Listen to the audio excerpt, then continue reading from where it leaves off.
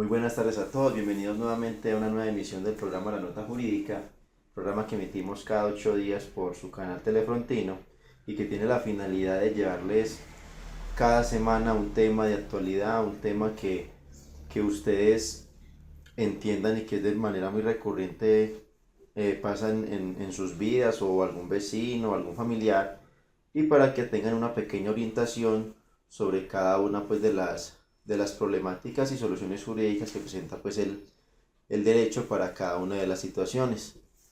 Los dos temas anteriores, como habíamos visto, son temas muy complicados, lo que fue el tema de las pensiones, lo que fue el tema de la sociedad conyugal y la sociedad patrimonial de hecho. El tema de hoy es un poco más sencillo, es un poco más práctico, un poco más fácil de entender, porque es un tema que vamos a desarrollar de cómo hacer un procedimiento ante las entidades administrativas, en este caso sería ante la alcaldía municipal, ante la oficina de registros públicos y las notarías, y ese procedimiento se llama mutación de segunda clase o desenglobe. El nombre de mutación de segunda clase suena muy raro, pero ese es el nombre técnico que se le da por parte de las normas administrativas a lo que es el desenglobe. Y como ustedes podrán saber, desenglobar es cuando yo tomo un conjunto y de ese conjunto desprendo varias partes para tener varios subconjuntos que sean cada uno en sí mismos una unidad. Entonces, hoy vamos a ver cómo se hace ese procedimiento de desenglobe, ante quién tengo que acudir, qué debo de presentar, qué es lo que debo hacer para que así una propiedad se vuelva en varias propiedades. Entonces, antes de hablar de lo que es el desenglobe, hay que tener en cuenta lo siguiente, y es los planes de ordenamiento territorial. En algún momento de nuestras vidas, o de pronto ustedes por medios de comunicación, han escuchado que los POTs. ¿Y qué es un POT? Es el Plan de Ordenamiento Territorial, que es un instrumento técnico normativo de planeación y gestión de largo plazo. Es el conjunto de acciones políticas, administrativas y de planeación física que orientan el desarrollo del territorio municipal por los próximos años, y que regularán la utilización, ocupación y transformación del espacio físico urbano y rural. El POT es en esencia el pacto social de una población con su territorio. Esa es la definición legal de los planes de ordenamiento territorial, pero para decirlo más sencillo, un plan de ordenamiento territorial es el que me dice yo cómo puedo construir en un municipio. Cada municipio tiene su plan de ordenamiento territorial. Entonces, por ejemplo, si estamos en un municipio ribereño con una cuenca importante como sería el río Cauca, pues el plan de ordenamiento territorial podría decir que no se puede construir casas a menos de 20 metros de la orilla del río. Ahora, un plan de ordenamiento territorial de un municipio que sea montañoso va a decir que en unas zonas de ladera que son de alta probabilidad de derrumbe no se pueda construir. Entonces, un plan de ordenamiento territorial, ¿qué dice? Me dice cómo podemos construir en un municipio. Me dice qué zonas se entienden reservadas para la naturaleza. Entonces se crean lo que son los parques naturales, lo que se crean las plazas públicas. Me dice cómo vamos a hacer el tratamiento de las construcciones, si en esta calle se puede construir, hasta cuándo puedo construir. Entonces, el plan de ordenamiento territorial me dice cómo vamos a construir en el municipio. Ese es en esencia el plan de ordenamiento territorial. Cómo está permitido en las normas del municipio la construcción. ¿Y por qué es importante hablar de los planes de ordenamiento territorial? Que hay que recalcar, cada municipio tiene su propio plan de ordenamiento territorial. No es que haya uno para todos, no. Como cada municipio es diferente, cada municipio tiene sus propias necesidades, sus propias ventajas frente a otros, porque puede tener más zona rural, o puede tener más ríos, o puede ser más seco. Entonces, como cada municipio es tan especial en sus características, cada municipio debe dictar sus propias normas de ordenamiento territorial. Entonces, en Colombia como hay 1122 municipios, nos encontramos que deben de haber 1122 planes de ordenamiento territorial. Entonces, ¿por qué es importante hablar del plan de ordenamiento territorial y de desenglobe? Por lo siguiente. ¿Qué es el desenglobe? El desenglobe es un trámite legal que permite que un inmueble pueda ser dividido en dos o más partes y que cada división que se le realice tenga su propia cédula catastral y su propia matrícula inmobiliaria, lo que significa que cada una será una propiedad independiente con su propia cédula catastral y su propia matrícula inmobiliaria en la Oficina de Registro de Instrumentos Públicos. ¿Por qué hablamos de los planes de ordenamiento territorial? Porque el desenglobe es cuando, por ejemplo, una persona tiene una propiedad, sea un terreno o sea ya un inmueble construido como una casa.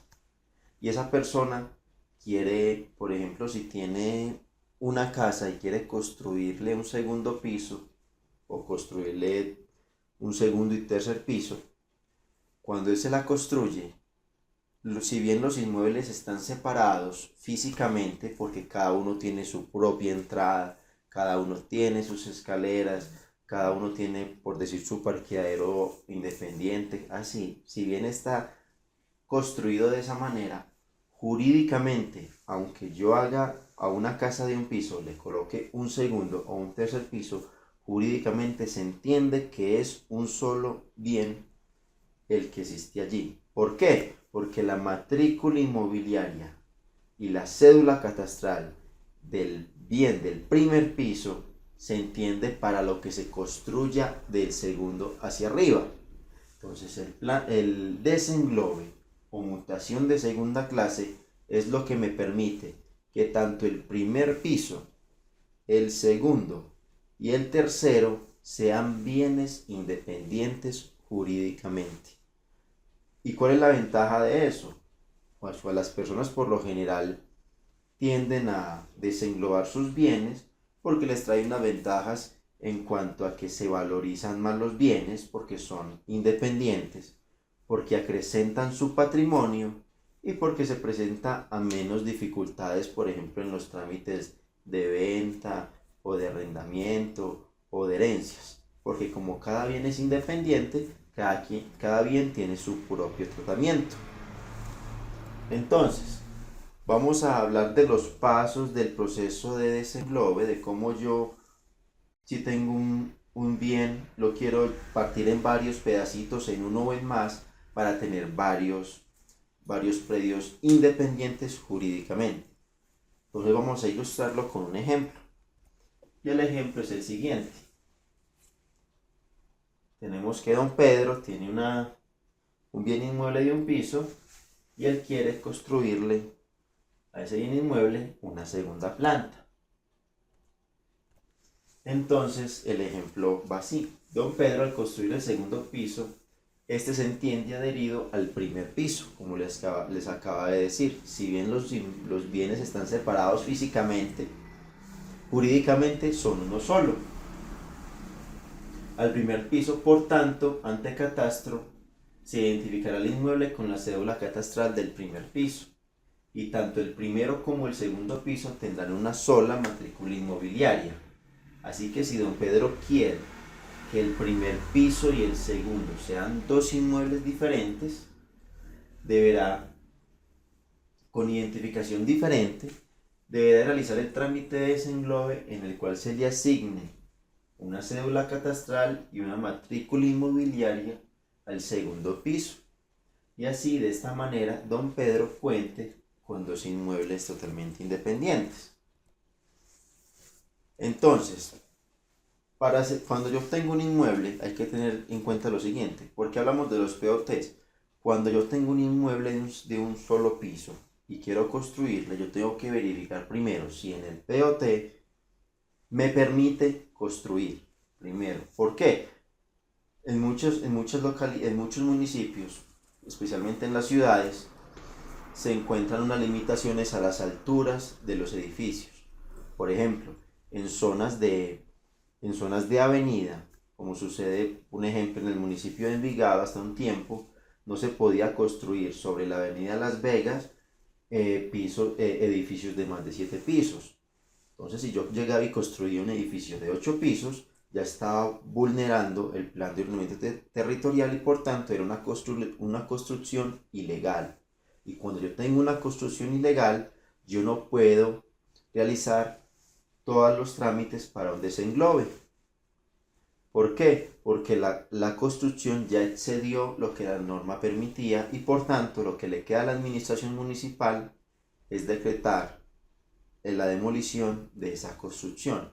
Entonces por eso hay que tener en cuenta eso de cuando yo construyo, mucha gente construye por construir, pero primero hay que hacer un procedimiento de solicitud de permiso de construcción en todo municipio. Si bien así la gente diga, pero es que eso no lo verifican. Así no lo verifiquen, lo mejor, si usted quiere curarse en salud, es ir al municipio y pedir permiso de construcción. Porque si usted dice, es que eso no lo verifican y algún día la alcaldía le da por verificar la legalidad de las construcciones y verifican que su construcción no tenía permisos, puede ordenar la demolición y por tanto perdería usted el dinero que utilizó en la mejora de su casa. Entonces por eso es importante los POT. Antes de yo construir, para agrandecer el bien inmueble que tengo, debo verificar si me es permitido. Ahora, si me es permitido, entonces ya primero debo de ir a la alcaldía, solicitar los permisos de construcción, porque eso me garantiza que cuando yo termine de construir la obra que quiero hacer, el segundo piso para el bien inmueble, como en el caso del señor Pedro, cuando ya le construyo el segundo piso, como pidió los permisos, entonces ya puede ir tranquilamente a solicitar el desenglobe para que el segundo piso y el primero queden como bienes inmuebles independientes. Ahora, si quiero, entonces don Pedro quiere hacer ese desenglobe de la propiedad. ¿Qué debe hacer? Primero que todo, vamos a hablar de 4 autoridades que son las que intervienen en este proceso. Entonces tenemos que don Pedro ya quiere construir la casa, quiere construir un segundo piso a la casa y solicitó los permisos pertinentes ante la alcaldía. La alcaldía le concedió los permisos y él construyó. Ahora, después de haber construido, ¿qué tiene que tener en cuenta? Tiene que tener en cuenta que tiene que recurrir a 4 entidades durante el proceso para el desenglobe, para que el segundo piso le quede independiente del primero. La primera es la Secretaría de Planeación Municipal, la Subsecretaría de Planeación también del municipio, a la notaría y a las oficinas de registro de instrumentos públicos. Entonces, ¿cómo se hace ese trámite? El trámite de desenglobe tiene, para ejemplificarlo más fácil, tiene 4 pasos. El primero, ¿cuál es?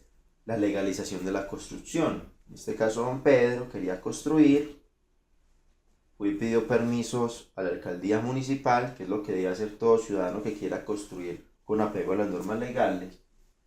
Va a la alcaldía y solicita en planeación un permiso para construir una segunda planta a su bien inmueble, a su casa de un solo piso, construirle un segundo piso, que es lo que quiere don Pedro en el ejemplo que estamos viendo.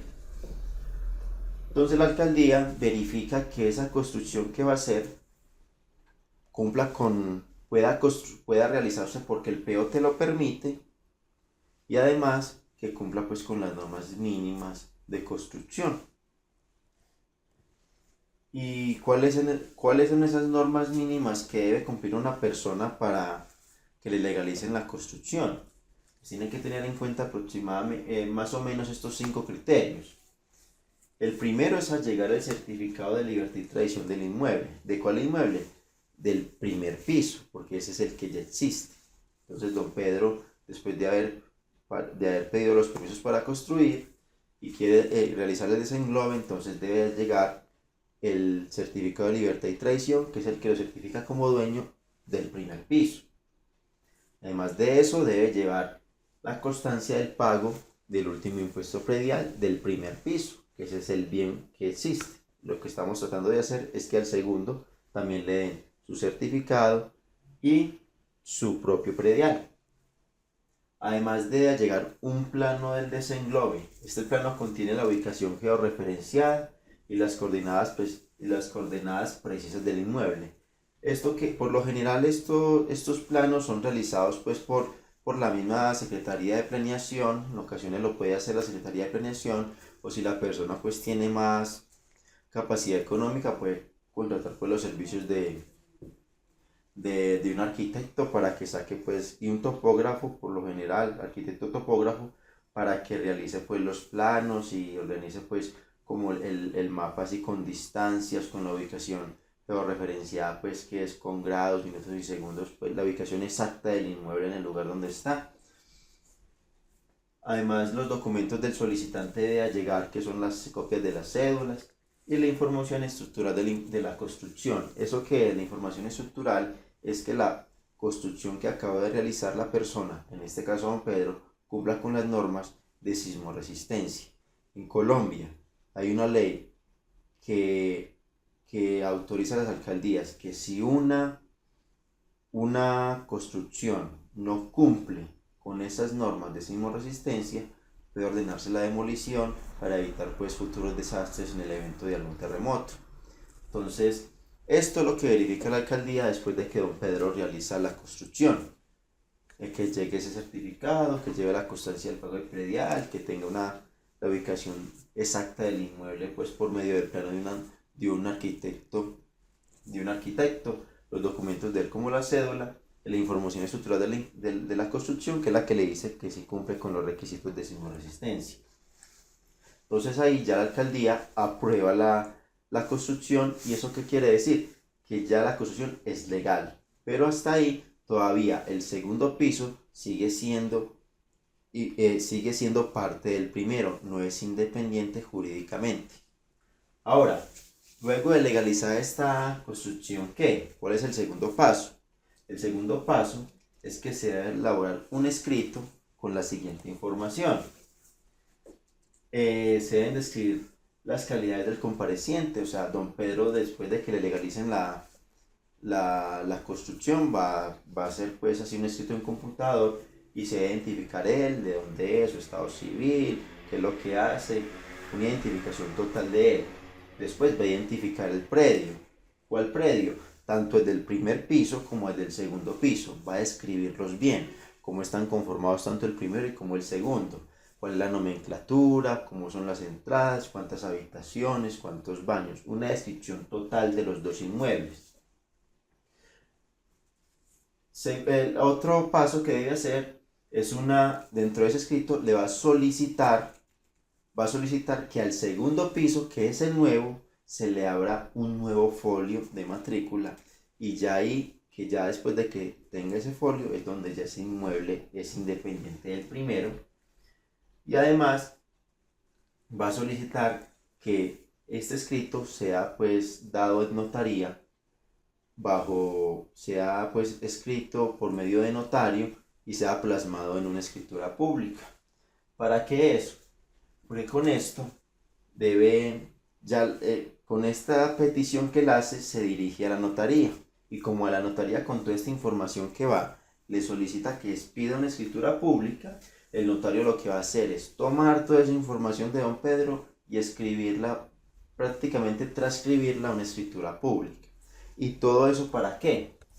Para que don Pedro, después de tener esa escritura pública, se dirija a las oficinas de registro de instrumentos públicos durante los 2 meses siguientes, después de haberle sido dada la escritura pública, para que la oficina de registros le abra un nuevo folio de matrícula inmobiliaria al segundo piso del inmueble. Y ya con ese nuevo folio de matrícula inmobiliaria que se le abre al segundo piso, ya don Pedro no solamente tiene un bien, sino que tiene dos. El primero, el original, que es el primer piso, que siempre ha tenido su matrícula inmobiliaria desde su creación, y ahora la del segundo, que es dado por el desenglobe, que fue ese proceso en el cual don Pedro legalizó la construcción, solicitó el desenglobe ante la notaría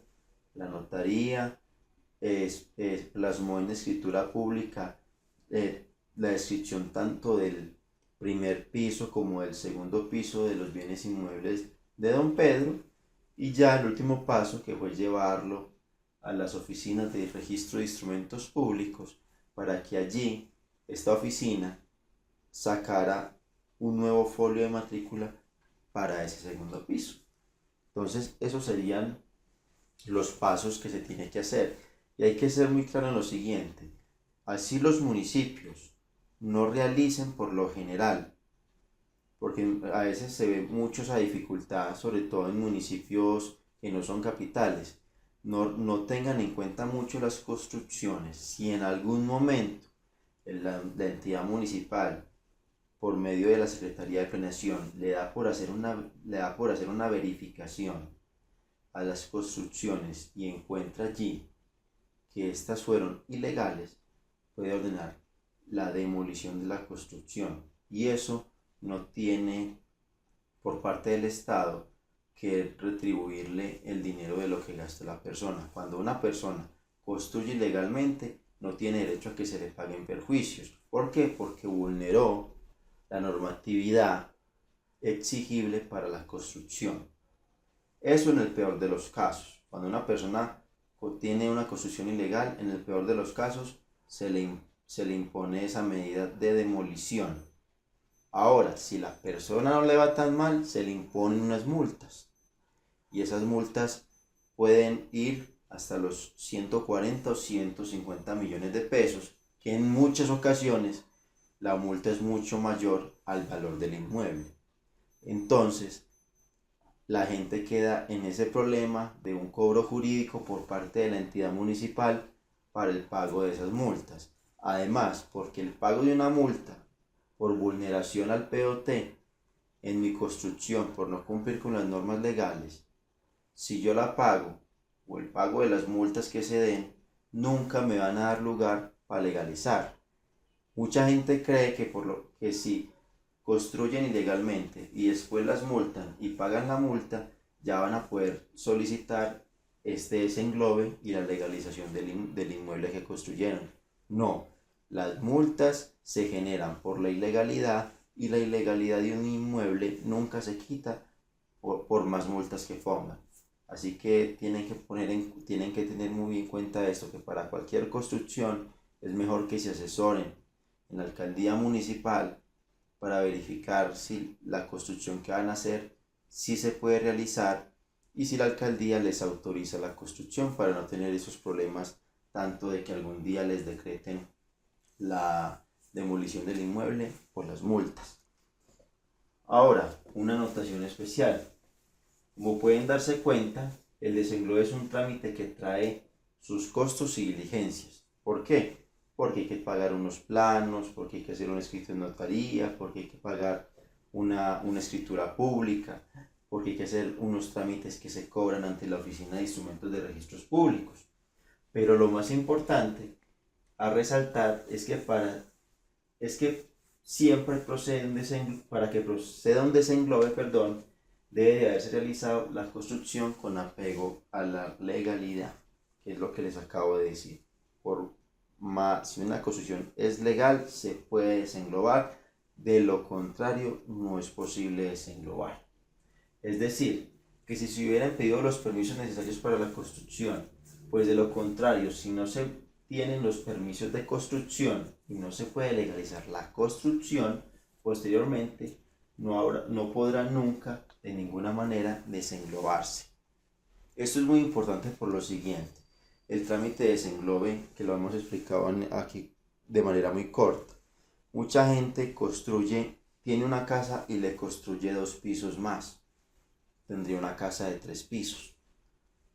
Y entonces, por decir, Pedro tiene una casa de 3 pisos, le construyó un segundo y un tercero, una construcción que no tiene permisos, y le dice a su amigo Juan que le vende el segundo piso.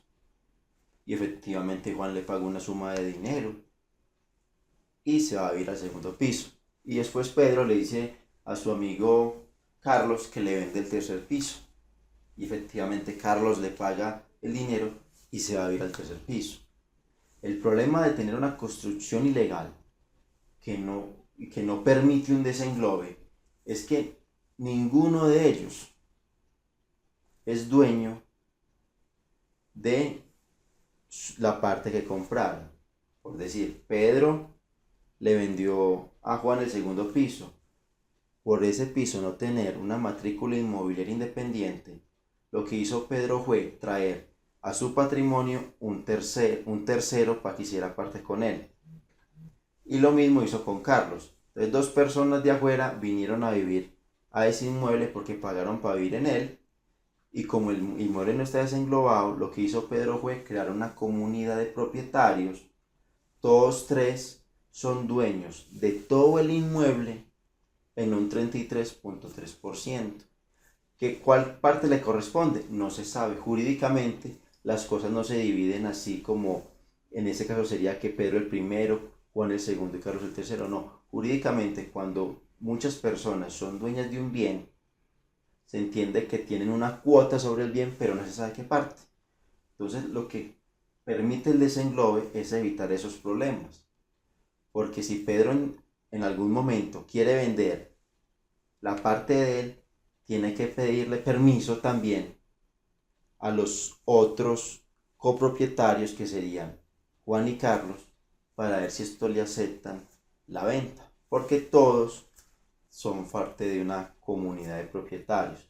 Entonces, esos son los problemas que desencadenan de no desenglobar los inmuebles y los problemas que desencadena de hacer pues las construcciones ilegales. Entonces, esto evita todas estas cosas, hacer las cosas con apego a la legalidad, evita esos problemas. Eso que este ejemplo que puse es un ejemplo sencillo. En el caso de que Pedro llegase a morir, eso ya se volvería pues un problema gigante porque entran los herederos ahí a ocupar el lugar de Pedro, y con Juan y con Carlos que son parte de esa copropiedad que formó Pedro ahí por no tener una construcción desenglobada. Entonces todas estas cosas son las que quieren evitar el desenglobe, y como les dije, el desenglobe tiene otras ventajas, que es aumentar el patrimonio de la persona porque tiene más bienes inmuebles, acrecentar el valor de los inmuebles y así pues seguidamente evitar tantos problemas legales que se pueden derivar de esto. Así que este ha sido pues el tema que el día de hoy. Recuerden, el desenglobe, nombre técnico es mutación de segunda clase.